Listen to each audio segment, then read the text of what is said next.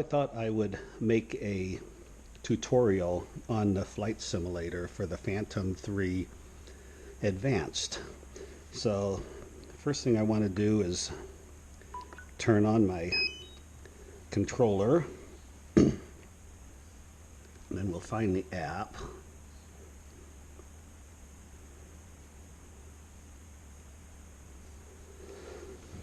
We'll turn on the Phantom 3 itself. Now I've taken off the propellers off of this thing because it's just going to do the flight simulator, and you don't really need to, I guess, but just in case you do something bonehead, it doesn't hurt to make sure the thing just doesn't start taking off and flying. So you're going to hit the camera. The blue light will come on once the machine is on, and then looks like everything is checking out okay here. I'm going to close out of that, and then there's a little home button up here I'm going to hit, and that's going to bring me back to this page, but I'm going to go up here and hit the tutorial, and that will bring me to the simulator, and that will set me up to make sure that thing just doesn't take off on me. So this is going to give me a little page here. It shows me the drone sitting on a little launch pad, and I'll do an automatic launch, slide to take off. And I've got this controller at the time on, well, now I do, at least on the attitude position. I could go to the P position, and it's changing right up here what happens, and that is going to just keep that aircraft at one altitude. I can fly it down the road. I can bring it back here real quick. Okay, and you can change the perspective on that too, so you can kind of see what it's looking like. But I am going to change this to the attitude mode, just because it's kind of fun to kind of learn how to do that. And then with that attitude mode, to make it a little more real, I'm going to change wind speeds a little bit, and then knock it up a bit just to make it interesting. Close that out. So I'm going about, so it's just drifting right now. It's just drifting away, and you can start flying this thing. I'm going to bring that up a little higher. I'm going to keep it near the ground though, just so you can kind of see the perspective of it next to that waypoint there where we started at. And you can bring it down. Again, I'm into a pretty strong crosswind right here, and I'm going to just try to set that thing down right on that. And I missed, but that's all right. But you can also do, you can change that mode, so I can knock this to the function mode, and I enjoy flying in the function mode even regularly, but here then you can, let's take off first. Okay. Okay, we are off, and I'm only going to go up a few feet. Looks like I'll stay at right about, well, I got to go up a little higher. I've got to go up to about 20 feet to do this function that I want to do. Bring it down to about that, and then you can hit this little function button, and you can fly around points of interest.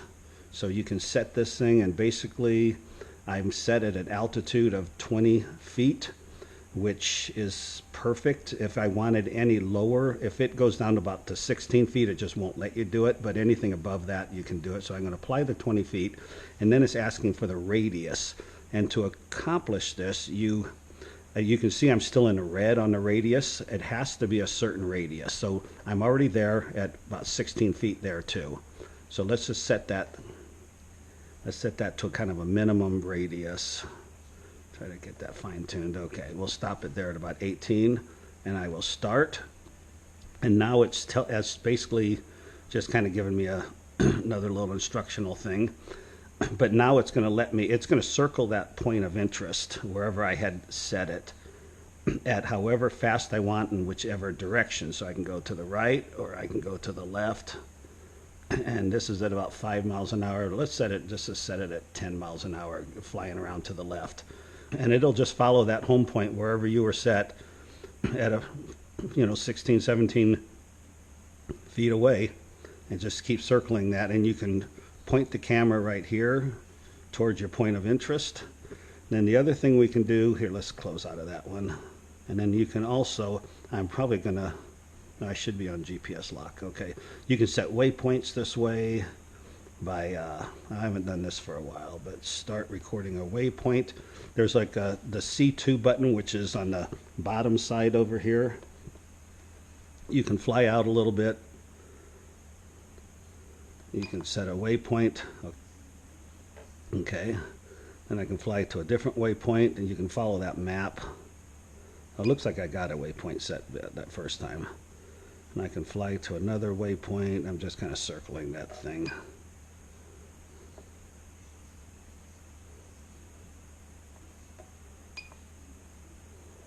And let's set one like right over it.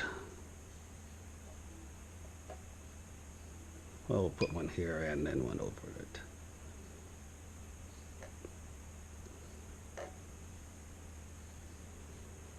And boom.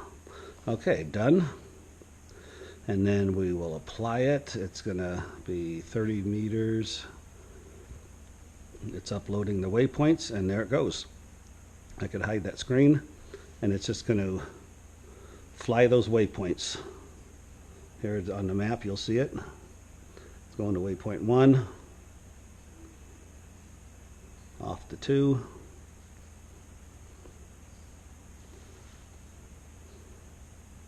heading to 3. We're at about an 84-foot height to number 4. I think I had 2 more waypoints set. One at 5, and then one right over it. And I believe it just stops at that point. Okay, has reached last waypoint and hovering, it says. So that's pretty much it on that. Back to normal mode, and we'll just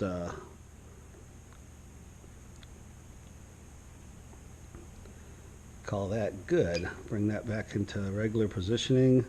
You can then set you can go home with it. Original, slide it, and it's just going to head it home.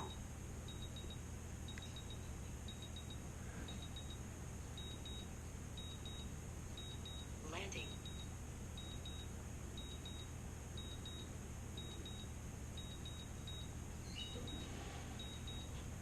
And again, the aircraft is just sitting right here on the floor.